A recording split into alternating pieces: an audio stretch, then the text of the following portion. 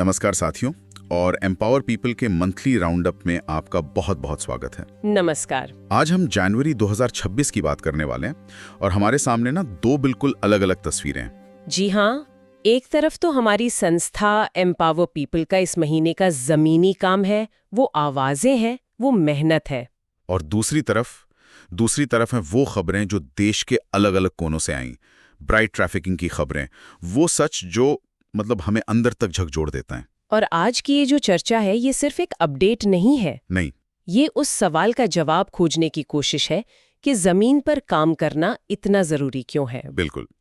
तो सबसे पहले हम इस महीने की जो हमारी मेन हाइलाइट्स हैं उन पर बात करेंगे, और किन महिलाओं और समुदायों ने मिलकर बदलाव की तरफ कदम बढ़ाए, और फिर हम हर एक एक्टिविटी को उन खबरों की रोशनी में देखेंगे, ताकि ये समझ सकें कि हमारा एक एक छोटा कदम किसी बहुत बड़ी त्रासदी को रोकने की कितनी ताकत रखता है। तो चलिए शुरू करते हैं जमीन से उठती आवाजों और बदलाव की कहानियों के साथ। बिल्कुल। तो सबसे पहले उस तस्वीर को देखते हैं जो हमें परेशान करती है।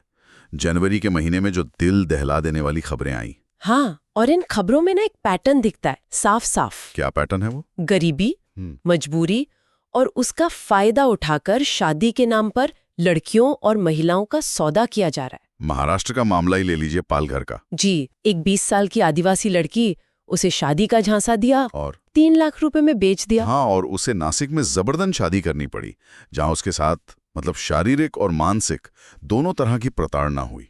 यहाँ तक कि जाति सूचक शब्द भी कहे गए। ये तो बहुत ही भयानक है। और ये सिर्फ एक जगह की बात नहीं है। बिहार का हाल तो, बिहार के रोहतास जिले से तो कई मामले सामने आए, और वहां पर बिचौलिए और कई बार तो नजदीकी रिश्तेदार, बिल्कुल नजदीकी रिश्तेदार ही लड़कियों को राजस्थान, दिल्ली, यूपी ऐसी जगहों पर बेच रहे हैं। एक मामला था जिसमें एक 18 साल की लड़की की शादी एक 56 साल के आदमी से करा दी। आप सोचिए, 18 और 56 साल। ये सिर्फ उम्र का फासला नहीं है, ये धोखा है, ये हिंसा है।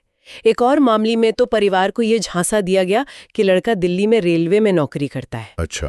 और शादी के बाद पता चला कि पति की उम्र 55 साल है। मतलब ये एक ऑर्गेनाइज्ड क्राइम है जो भरोसे और लोगों की मजबूरी पर ही पनपता है। बिल्कुल। और गया बिहार का एक केस तो इसे और भी साफ कर देता है।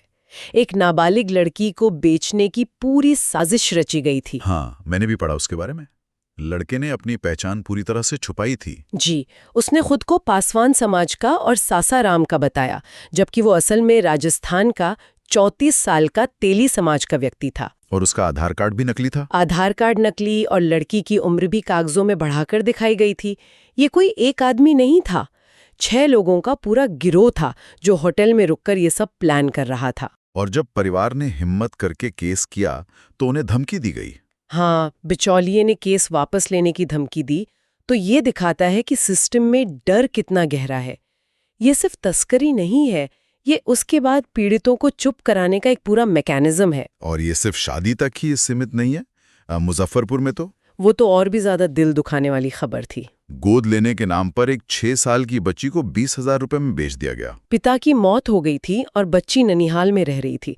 शायद उसकी परवरिश एक बोझ बन गई थी जिसका किसी ने फायदा उठा लिया। ये बस कुछ उदाहरण है। मध्य प्रदेश के नीमच में भी ऐसा ही कुछ हुआ। हाँ, बिहार की एक युवती को तीर्थ यात्रा के बहाने ले जाया गया और फिर बेच दिया, 10 दिन तक बंधक बनाकर रखा। जी, तो ये खबरें दिखाती हैं कि ये समस्या कितनी गहरी और कितनी फैली हुई है। ये सब सुनना मतलब प्रोसेस करना भी बहुत मुश्किल है, लेकिन इसी अंधेरे के बीच कुछ लोग हैं जो उम्मीद की मशाल जलाए हुए हैं। बिल्कुल। तो अब बात करते हैं उस दूसरी तस्वीर की, एम्पावर्ड पीपल के जमीनी काम की। इस महीने का जो काम है वो 3 मुख्य स्तंभों पर टिका था। सर्वाइवर लीडरशिप, व्यवस्था में बदलाव और समुदाय की ताकत। सबसे पहले बात करते हैं सर्वाइवल लीडरशिप की। ये सुनने में बहुत पावरफुल लगता है, पर जमीन पर इसका मतलब क्या है? इसका मतलब है कि समाधान पीड़ितों को दिया नहीं जा रहा, बल्कि वो खुद समाधान का नेतृत्व कर रही हैं। बिल्कुल। इसका सबसे अच्छा उदाहरण है हरियाणा में सखी मंडल स्टेट कलेक्टिव ऑफ सर्वाइवर्स की कार्यकारिणी समिति का चुनाव। मतलब एक कमेटी जो सर्वाइवर्स खुद चला रही हैं। एग्जैक्टली। उर्मिला बादल अध्यक्ष बनी, मीना देवी उपाध्यक्ष, आलिया सचिव। ये वो महिलाएं हैं जो अब अपनी जैसी दूसरी महिलाओं के लिए फैसले ले रही हैं। ये सह नेतृत्व है। ये एक बहुत बड़ा कदम है। प्रोजेक्ट ASAP के तहत हरियाणा में सरकारी विभागों के साथ मिलकर ब्राइट ट्रैफिकिंग सर्वाइवर्स के लिए स्टैंडर्ड ऑपरेटिंग प्रोसीजर यानी SOP बनाने के लिए पॉइंट्स दिए गए। 1 मिनट यहाँ रोकते हैं। SOP ये शब्द सुनने में काफी टेक्निकल लगता है। आम इंसान के लिए इसका क्या मतलब है? किसी सर्वाइवर की जिंदगी में से क्या फर्क पड़ेगा? इसे ऐसे समझते हैं, जब एक लड़की तस्करी से बचकर पुलिस स्टेशन पहुंचती है हाँ। तो उसके साथ कैसा बर्ताव होना चाहिए? क्या उससे 100 सवाल पूछे जाएंगे जो उसे फिर से ट्रॉमा में डाल दे? एक SOP का मतलब है कि उस पुलिस वाले के पास एक तय प्रक्रिया होगी, एक चेकलिस्ट होगी। अच्छा। कि सर्वाइवर को कहाँ ले जाना है, कौन सी कानूनी मदद देनी है, मेडिकल मदद कैसे दिलानी है, और सबसे जरूरी उसे संवेदनशीलता से बात कैसे करनी है। मतलब इससे ये पक्का करने की कोशिश होती है कि सर्वाइवर का अनुभव इस बात पर निर्भर ना करे कि उसे एक अच्छा अवसर मिला या बुरा। बिल्कुल, एक स्टैंडर्ड ऑफ केयर मिलना ही चाहिए। और इसीलिए रिपोर्ट में राजेंद्र प्रसाद जी के काम का जिक्र है, जो SC/ST विभाग और ह्यूमन राइट्स कमीशन जैसे दफ्तरों में जाकर सखी नेताओं के साथ हो रहे भेदभाव और मुश्किलों को उठाते हैं। ये लगातार फॉलोअप वाला काम है जी, जो पर्दे के पीछे होता है पर बहुत जरूरी है। और इसका असर जमीन पर दिखता है क्या? रिपोर्ट में यमुनानगर की एक सोशल ऑडिट ट्रेनिंग का जिक्र है, जिसके बाद एक महिला ने कहा, अब लगता है ऑफिशियल से बात करना इतना मुश्किल नहीं है। हाँ। यह आत्मविश्वास कहाँ से आता है? ये सोशल ऑडिट ट्रेनिंग आखिर है क्या? सोशल ऑडिट एक तरह से समुदाय को ताकत देने का एक टूल है। इसमें लोगों को सिखाया जाता है कि सरकारी योजनाएं क्या हैं, उनके अधिकार क्या हैं और वो सरकारी काम का मूल्यांकन कैसे कर सकते हैं। अच्छा। तो जब उस महिला को पता चलता है कि सरकारी दफ्तर उसकी सेवा के लिए है और उसके पास सही सवाल पूछने की जानकारी है, तो उसका डर खत्म हो जाता है। वो अधिकारी से आंख में आंख डालकर बात कर सकती है। बिल्कुल, क्योंकि अब उसे सिस्टम की समझ है। ये अज्ञानता के डर को ज्ञान के आत्मविश्वास से बदल देता है। वाह, ये तो सच में सशक्तिकरण है। और शायद यही आत्मविश्वास हमें तीसरे और सबसे जरूरी स्तंभ की तरफ ले जाता है, समुदाय और जुड़ाव की ताकत। जी। कुरुक्षेत्र में एक ट्रेनिंग के दौरान एक अविश्वसनीय घटना हुई। तारा और खुशी की कहानी। हाँ, 2 सखी नेता जो 7 साल बाद मिली। बात यह है कि 7 साल पहले जब तारा तस्करी के बाद जबरन शादी के चंगुल में फंसी थी, तो उसने हिम्मत करके एक अनजान नंबर पर मदद के लिए कॉल किया था। और वो कॉल खुशी को लगा था। जी, लेकिन उस वक्त बात पूरी होने से पहले ही संपर्क टूट गया। और अब 7 साल बाद वो एक ट्रेनिंग में मिलती हैं। दोनों अब सिर्फ सर्वाइवर नहीं हैं, बल्कि दूसरी महिलाओं की मदद करने वाली लीडर्स हैं। ये कहानी अपने आप में बहुत कुछ कहती है। ये कनेक्शन की ताकत को दिखाती है। एक और दिल छू लेने वाली कहानी तुलसी की है। जी, जैसे पारो वॉइस प्लेटफॉर्म के जरिए 20 साल बाद उसके परिवार से मिलाया गया। 20 साल। हाँ, ये कहानियां बताती हैं कि उम्मीद कभी नहीं मरती। लेकिन ये सिर्फ व्यक्तिगत कहानियां नहीं है।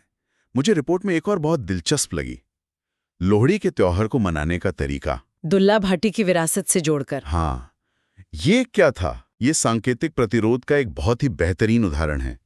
दुल्ला भाटी लोक कथाओं के वो नायक हैं जिन्होंने लड़कियों को बेचे जाने से बचाया था। अच्छा। तो जब ये सर्वाइवर महिलाएं लोहड़ी मनाती हैं, तो वो सिर्फ एक त्योहार नहीं मना रही, वो कह रही हैं कि हम भी दुल्ला भाटी की तरह लड़ेंगी। वे एक पारंपरिक त्योहार को एंटी ब्राइड ट्रैफिकिंग का प्रतीक बना रही हैं। ये तो कल्चर को रेजिस्टेंस का हथियार बनाने जैसा है। बिल्कुल। इसी तरह नए साल और गणतंत्र दिवस पर भी एकजुटता का संदेश दिया गया। तो अब अगर हम पूरी तस्वीर को एक साथ रखें, एक तरफ बिहार में 6 लोगों का ऑर्गेनाइज गिरोह है जो नकली आधार कार्ड बनाकर लड़कियों को बेच रहा है, और दूसरी तरफ हरियाणा में सर्वाइवर्स का एक समूह है जो दुल्ला भाटी की विरासत का जश्न मना रहा है। एक तरफ 56 साल के आदमी से ब्याही गई 18 साल की लड़की का दर्द है, और दूसरी तरफ तारा और खुशी के 7 साल बाद मिलने की खुशी। ये दोनों तस्वीरें इतनी अलग हैं। कभी कभी लगता है कि एक तरफ एक विशाल आग लगी है और दूसरी तरफ कुछ लोग बाल्टी से पानी डाल रहे हैं। ये तुलना स्वाभाविक है और शायद यही सबसे बड़ा सवाल है। क्या ये प्रयास काफी हैं? हाँ। रिपोर्ट में लिखा है कि जनवरी में 36 महिलाओं को सीधा समर्थन दिया गया। असम में 30 लाभार्थियों को सरकारी योजनाओं और मेडिकल सहायता से जोड़ा गया। ये आंकड़े महत्वपूर्ण है, लेकिन तस्करी का जो स्केल है उसके सामने छोटे लगते हैं। तो फिर इसका असली महत्व क्या है इस काम का? मेरे ख्याल से इसका असली महत्व स्केल में नहीं बल्कि अप्रोच में है। ये तस्करी के खिलाफ सिर्फ एक बचाव अभियान नहीं है, ये एक प्रतिरोध है। हाँ, ये एक प्रतिरोध है जो समस्या की जड़ पर चोट करता है। जब एक सर्वाइवर लीडर बनती है तो वो सिर्फ अपनी जिंदगी नहीं बदलती, वो पूरे समाज को एक संदेश देती है। वो शर्म और चुप्पी के नैरेटिव को तोड़ती है। और शायद इसीलिए इस काम को अब अंतर्राष्ट्रीय स्तर पर भी पहचान मिल रही है। रिपोर्ट में यूनाइटेड नेशंस के एक फंड के साथ पार्टनरशिप का जिक्र है। जी, OHCHR के साथ। उनका एक फंड है जो गुलामी के समकालीन रूपों यानी कंटेम्पररी फॉर्म्स ऑफ स्लेवरी के खिलाफ काम करता है। अच्छा। और ये सिर्फ फंडिंग की बात नहीं है, ये इस बात का सबूत है कि दुनिया मान रही है कि इस समस्या का हल ऊपर से नीचे यानी टॉप डाउन नहीं हो सकता।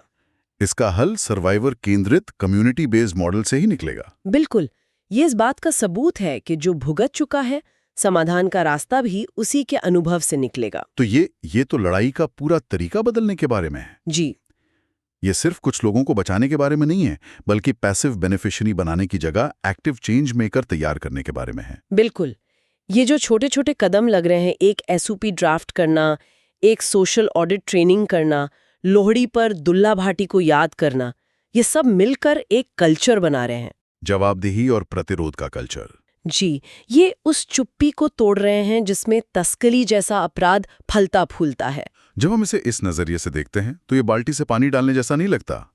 नहीं, ये जमीन के नीचे जड़ें फैलाने जैसा लगता है, जो धीरे धीरे उस जमीन को ही बदल देंगी जिस पर तस्करी की आग जल रही है। एकदम सही कहा। ये एक लंबी लड़ाई है और ये रिपोर्ट और न्यूज़ क्लिपिंग्स हमें उस लड़ाई के दोनों मोर्चे दिखाती हैं। एक तरफ क्रूरता की गहराई और दूसरी तरफ इंसान के जुड़ने, लड़ने और उम्मीद करने की असीम क्षमता। तो इन सभी बातों के बाद एक सवाल मेरे मन में घूम रहा है, जो शायद हमारे सुनने वालों को भी सोचने पर मजबूर करे। बताइए। हम अक्सर तस्करी को एक दूर की आपराधिक घटना के रूप में देखते हैं, लेकिन बिहार के मामलों में हमने देखा कि कई बार रिश्तेदार भी शामिल होते हैं। हमारे समाज में शादी को लेकर जो दबाव है, लड़कियों को पराया धन समझने की जो सोच है, या फिर गरीबी पर चुप रहने की जो आदत है, क्या ये सब अनजाने में उस जमीन को और उपजाऊ नहीं बनाता जिस पर तस्कर अपनी फसल उगाते हैं? ये एक बहुत ही ज़रूरी और असहज करने वाला सवाल है।